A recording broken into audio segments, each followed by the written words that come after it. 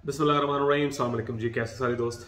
Well जनाब, आज की वीडियो ये इंतहाई इम्पॉर्टेंट है इस सेंस में कि पिछले 5-4 सालों में बहुत सारे लोग जो हैं उन्होंने अपने आप को सेटल करने की कोशिश की थी तुर्की में।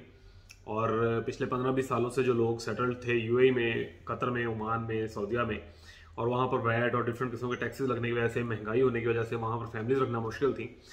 तो उन लोगों के लिए भी सेकंड बेस्ट ऑप्शन तुर्की बन चुका था कि ठीक है, फैमिलीज वहां रहती रहेंगी और ये जॉब करते रहेंगे और सिलसिला चलता रहेगा। लेकिन अभी करंटली 2023 के मिड में आके जैसे ही मुआहिदा लुज़ैन खत्म होना शुरू हुआ, बिकॉज स्टेप्स में खत्म हो रहा है, नेक्स्ट ईयर ये कंप्लीटली खत्म हो जाएगा, तो ये मुआहिदा ज़ेवरे और लुज़ैन के जो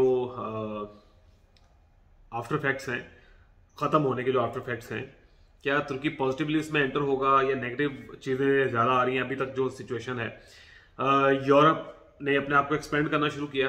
इसमें जो यूरोपीय यूनियन के अलावा जो यूरोप की कंट्रीज थी जो कैंडिडेट्स थे यूरोपीय यूनियन के, देखें ये चीज समझे, मैं बार बार बताता हूँ वीडियोस में कि हम यूरोप को बस यूरोप ही ले लेते हैं।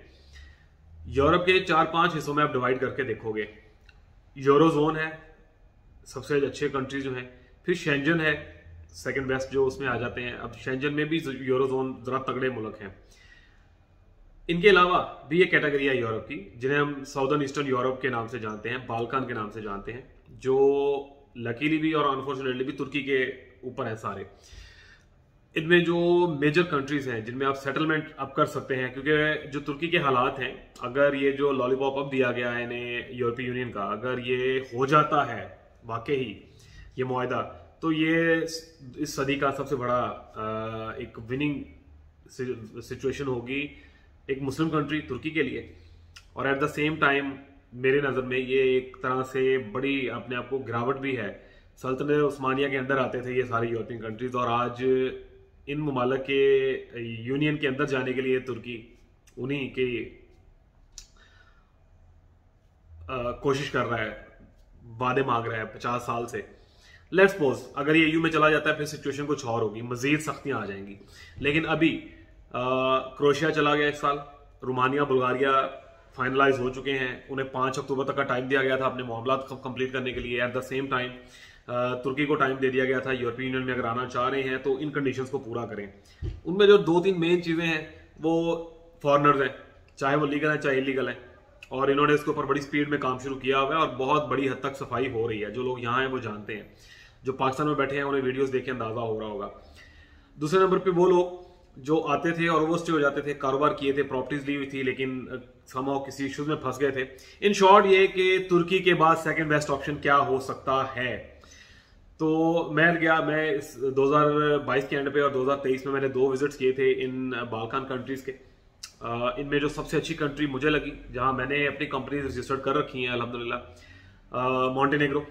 यहाँ पे ऑलरेडी यूरो चल रहा है, इसकी डिटेल्स मैं नेक्स्ट वीडियो में दूंगा। उसके बाद सर्बिया, कारोबार के लिए बहुत शानदार मुल्क है। तीसरे नंबर पे नॉर्थ मैकेडोनिया। ये तीनों बड़े आउटस्टैंडिंग कंट्रीज हैं कमाई करने के लिए, रहने के लिए। लैंग्वेज का बैरियर तुर्की की तरह वहां पर भी होगा, लेकिन ऑब्वियसली कुछ पाने के लिए कुछ खोना पड़ता है।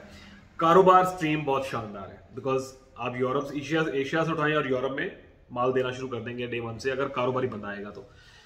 जॉब वाले लोगों के लिए अगेन जो मसला तुर्की में था वहां पर भी होगा कि लैंग्वेज बैरियर होगा, लैंग्वेज सीखेंगे तो आप आगे जाएंगे। यूरोप और इंग्लिश कंट्रीज में और एशिया में रहने में बड़ा फर्क है। हलाल फूड का इशू, नापाकी पाकी का इशू, बिकॉज वहाँ मुस्लिम शावर या पानी बहुत ज़्यादा तहारत के लिए यूज़ नहीं किया जाता, तो ये बहुत बड़ा इशू है वहाँ पर। जो लोग जाते हैं उन्हें आइडिया है इस चीज़ का। खैर, अब आप पाकिस्तान से या तुर्की से जिन्होंने अपने आप को रीलोकेट करना है, जो माइग्रेट करेंगे, उनके लिए ये वीडियोस बड़ी इंफॉर्मेटिव होंगी।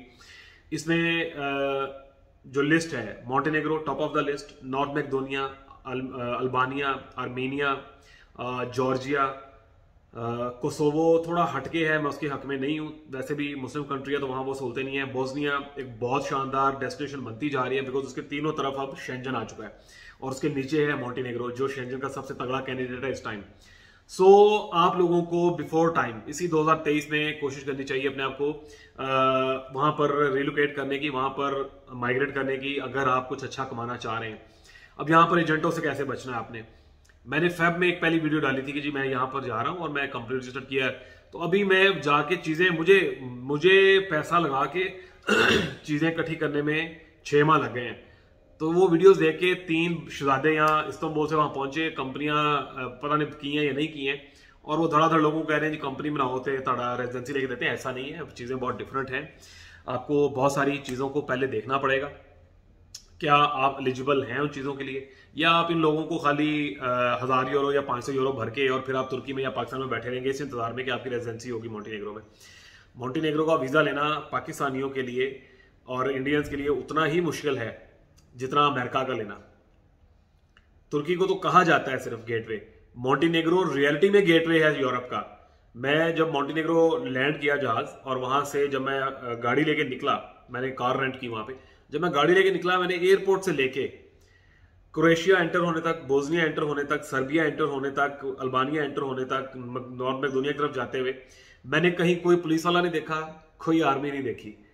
लेकिन उसकी वजह यह है कि लैंडलॉक है, वैसे तो पहुंच नहीं सकते हो आप, डंकी वाले शायद इतना इजी ना पहुंच सके, लेकिन वहां से आगे 4 घंटे में आप पैदल पहुंच जाए पूरे यूरोप में जहां पे मर्जी। मोंटेनेग्रो के एरिया कोतोर से फेरीज चलती हैं, 10 घंटे में इटली उतार देती हैं। बहुत सहूलतें हैं।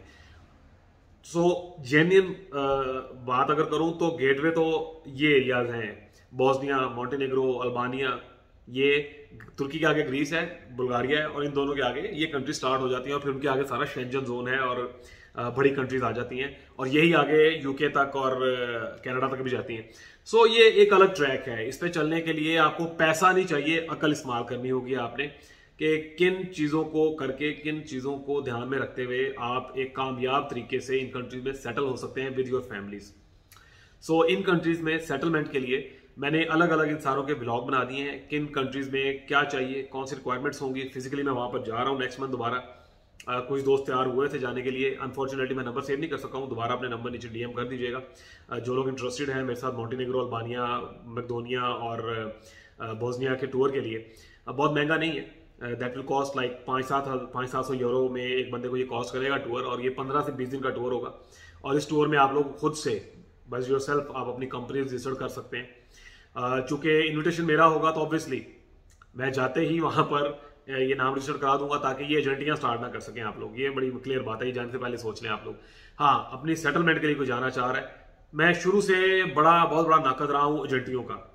मैं यहाँ पर सर्विसेज दे रहा हूँ, कंपनी है, सेटअप है, इंतहाई मुनासिब सी प्राइस है। ये 1000, 1500, 2000 यूरो लेके लोगों के मोछे लगाना, ये इंतहाई नफरत के काबिल समझता हूँ मैं हमेशा से। अगर मकसद आपका मदद है तो इनकम ऑटोमेटिकली अल्लाह आपको रिजल्ट देता है उस चीज में से। सो ये कंट्रीज बड़ी शानदार है, आप इनमें सेटलमेंट ले सकते हैं। तुर्की आने वाले दिनों में बिल्कुल काबिले रिहाइश नहीं रह जाएगा। जो अभी करंट सिचुएशन है, ये मैं क्यों कह रहा हूँ, तुर्की अपनी जगह पे एक खूबसूरत मुल्क है, इसकी क्वालिटीज अपनी जगह, इसका एक जो मैजिकल एक थॉट्स है ना यहाँ आके, जो वो कभी भी खत्म नहीं हो सकती। मेरे जैसा बंदा शायद दुनिया में और कहीं रह ही नहीं सकता तुर्की के अलावा। यहाँ की सहूलतें, यहाँ का मौसम, यहाँ का लाइफस्टाइल, यहाँ के खाने, और सबसे बड़ी बात 1 लाख से ज्यादा मस्जिदें सिर्फ एक शहर में, 2 शहरों में, पूरे तुर्की में पता नहीं कितनी होंगी। So you need to be very careful तुर्की का डिसीजन अब लेते हुए। यहाँ पर जो अब यहाँ से निकलने का जो मैं सोच रहे हैं हम लोग, उसकी वजह यह है कि अब यहाँ पर अगर आप 30 से 40 हज़ार लिरा महीने की आपकी इनकम है तो आप तुर्की में रह सकते हैं। 40 हज़ार लिरा को मल्टीप्लाई कर लें जरा पाकिस्तानी पैसों में कितना बनता है। आज के दिन में पेट्रोल 35 रुपीज पे है, 4 लिरा मजीद भरने लगा, ये 40 लिरा पे चला जाएगा, 500 रुपये लीटर पाकिस्तानी फ्यूल के बराबर। और इसके बाद जो इकोनॉमी इफेक्ट आएगा, ऑब्वियसली चीजें महंगी होंगी। किराए के घर 12 से 14 हज़ार में गंदे घर किराए पे मिल रहे हैं, अच्छे घर जो हैं वो 15 हज़ार लिरा से स्टार्ट होते हैं। प्रॉपर्टीज बहुत महंगी हो गई हैं। रूटीन लाइफस्टाइल के लिए आपको अच्छे खासे तगड़े पैसे भरने पड़ते हैं। आज से एग्जैक्ट 1 साल पीछे हम लोग अपने घर के अंदर रहते हुए हार्डली 4 से 5 हज़ार लिरा चाहिए होता था, अब वो अमाउंट सीधा जो है 20 से 40 हज़ार लिरा पे चली गई है, एज पर योर लाइफस्टाइल। सो तुर्की का जो ख्वाब देख रहे थे लोग, जॉब्स नहीं है, वर्क परमिट गवर्नमेंट ने देना बंद कर दी है, पुराने वर्क परमिट्स को कैंसलेशन में डाला जा रहा है, उनका रिन्यूअल ना होने के बराबर है रेशो। नया टीआरसी बंद है, प्रॉपर्टी के ऊपर टीआरसी मिलेगा, ले भी लिया आपने तो प्रॉपर्टीज इतनी महंगी है। हाँ, जिन लोगों के रेमिटेंस बाहर से आने हैं, डॉलर में आने हैं, यूरो में आने हैं, दिरहम में आने हैं, रियाल में आने हैं, उनके लिए ये पीस ऑफ जन्नत है। आप यहाँ अपनी फैमिली सेटल करें, आप यहाँ प्रॉपर्टी खरीदें और चिल मारें। लेकिन अगर आपने यहाँ रह के कमा के यहाँ पे अगर गुजारा करना है तो फिर बड़ा मुश्किल होता जाएगा। मैं अगर अपनी बात करूं, लेट्स सपोज अगर हम $2000 कमाते थे, ऑन एवरेज में बात करते हैं, अगर हम $2000 कमाते थे महीने का, तो ऑलमोस्ट इतना ही खर्चा बन गया था, बिकॉज कारोबार करना है तो फिर आपने भरना भी है। सो इस वीडियो का मकसद ये है कि हम तुर्की से क्यों निकल रहे हैं, नेक्स्ट क्या ऑप्शंस हैं, उन ऑप्शंस में क्या क्या चीजें आप इन और आउट कर सकते हैं। तुर्की से निकलने का मतलब ये नहीं है कि मैं छोड़ के जा रहा हूँ। मेरी 2 कंपनीज यहाँ पे हैं, कारोबार यहाँ पे है, फैमिली यहाँ पे है, इन आउट करता रहूंगा। लेकिन वो लोग जिनके लिए तुर्की नामुमकिन हो चुका है, उनकी सेटलमेंट के लिए अच्छे मुल्क कौन से हैं, वो एजेंटों से कैसे बच के अपने लिए रिजक कमा सकते हैं। बिकॉज पाकिस्तान आज इमरान खान हुकूमत बना भी ले तो पाकिस्तान को 5 से 7 साल लगेंगे दोबारा अपने ही लोगों को रिस्क देने में। दुआ की जा सकती है अल्लाह मेरे मुल्क पे रहम करे। जैसी हरकतें अभी पिछले 1-1.5 साल में हुई हैं और जो हालात पाकिस्तान में हैं आप सब जानते हैं, पटवारी भाइयों से माजरत के साथ होने तो नहीं नजर आ रहा होगा, लेकिन भूख मर रही है वहां पे।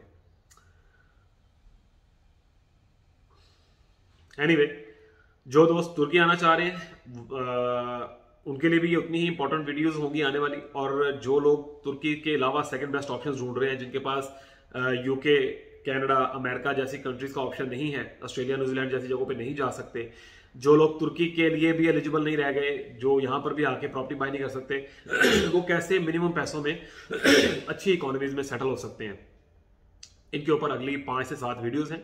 वो कंट्री टू कंट्री होंगी और उन्हीं में कुछ वीडियोस वो भी मैंने डाली हुई है, वो भी ऑफ एंड ऑन आती जाएंगी, जो तुर्की से रिलेटेड ही है कि यहाँ की सिटीजनशिप का क्या फायदा है, यहाँ की टीआरसी का क्या फायदा है।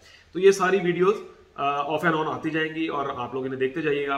और बीच में मैंने अभी रिसेंटली एडिटर्स हायर किए हैं और उनकी मदद से जो मेरे पास अपना डाटा पड़ा हुआ था, जो टूर्स मैंने किए हुए थे, तो उनको भी कोशिश मैं कर रहा हूँ कि ब्लॉग्स की शेप में लाके आप तक पहुंचाया जाए, ताकि इन कंट्रीज को आप उस नजर से भी थोड़ा सा देख सकें। दुआ में याद रखें और दुआ करें कि मेरा ये जो कोशिश है जिसके लिए मैं निकल रहा हूँ, पैसे खर्च रहा हूँ, आप लोगों की मदद की नीयत से, अल्लाह इसमें खैर बरकत भी डाले और मुझे कामयाब भी करे, ताकि हमारे अपने कंट्रीमैन, हमारे अपने लोग जो हैं किसी बेहतर जगह पर सेट हो सकें। दुआ में याद रखें। जज़ाकल्लाह। चैनल को सब्सक्राइब लाजमी करें, लाइक करें, इस वीडियो को डाउनलोड कर लें या एज इट इज शेयर करें आगे दोस्तों तक जो परेशान हैं, जो देखना चाह रहे हैं, ताकि उन्हें पता चले कि उनके लिए क्या बेहतर ऑप्शन है मिनिमम पैसों में या बिना पैसों के, इंशाअल्लाह ताला। जज़ाकल्लाह। अल्लाह हाफिज़।